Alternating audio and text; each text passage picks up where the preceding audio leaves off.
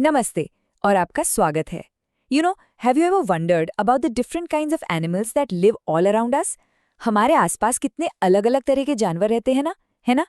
तो आज हम जानवरों के इसी अनोखे परिवार के बारे में जानेंगे। So let's start with a fun question. Do you have a pet? Or what is your favorite animal? चलिए एक मजेदार सवाल से शुरू करते हैं। क्या आपके घर में कोई पालतू जानवर है? या फिर आपका सबसे पसंदीदा जानवर कौन सा है? जरा सोचिए तो। Great! Now let's dive a little deeper into this world of animals. Our first category is pet animals.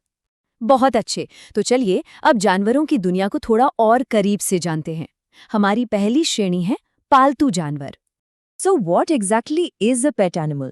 Well, in simple terms, an animal that we keep at home for companionship is called a pet. तो ये पालतू जानवर आखिर होते क्या हैं? सीधे सीधे कहें तो ये वो जानवर हैं जिन्हें हम अपने साथ अपने घर में एक दोस्त की तरह रखते हैं।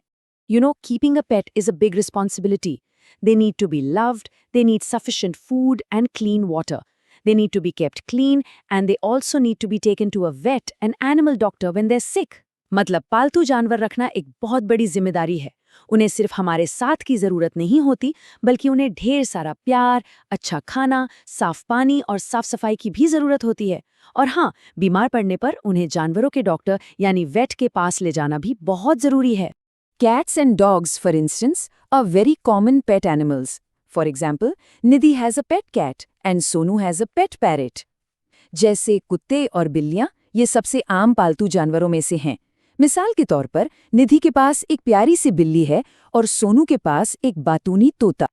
And here's something interesting. Pets also have their own special homes. For example, Rahul's favorite pet is Ronnie, the golden Labrador, and he lives in a special house called a kennel. क्या आप जानते हैं कि पालतू जानवरों के भी अपने खास घर होते हैं?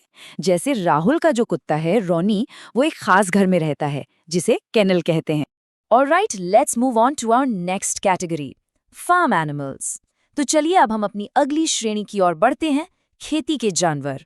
So animals that people keep on farms to help them are called farm animals. तो खेती के जानवर किन्हें कहते हैं? ये वो जानवर हैं जिन्हें लोग खेतों पर अपनी मदद के लिए रखते हैं। Examples of farm animals include cows, buffaloes, horses, hens and ducks.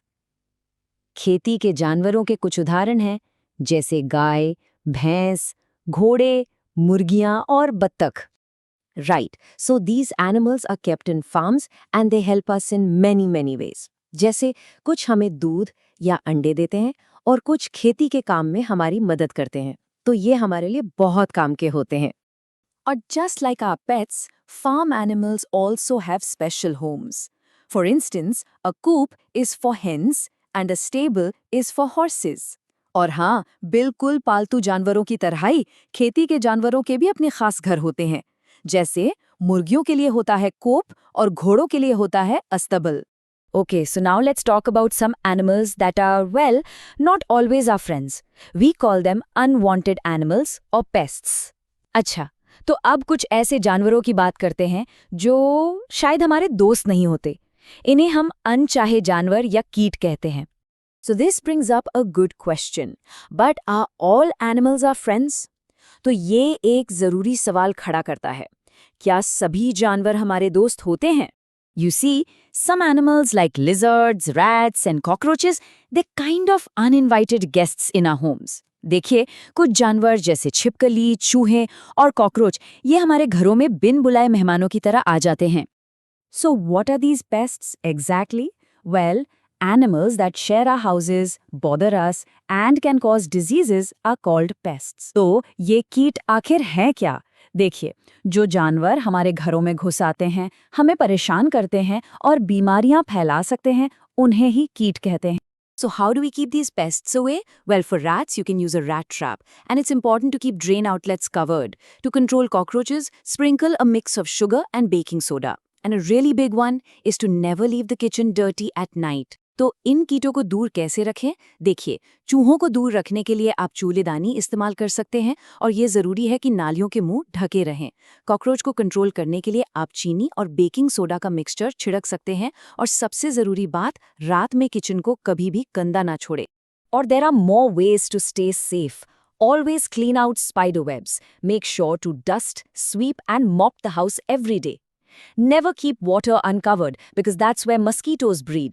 And of course, always store your food carefully in covered containers. और भी कुछ तरीके हैं सुरक्षित रहने के।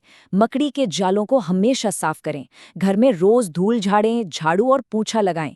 पानी को कभी भी खुला ना रखें क्योंकि मच्छर वहीं पनपते हैं।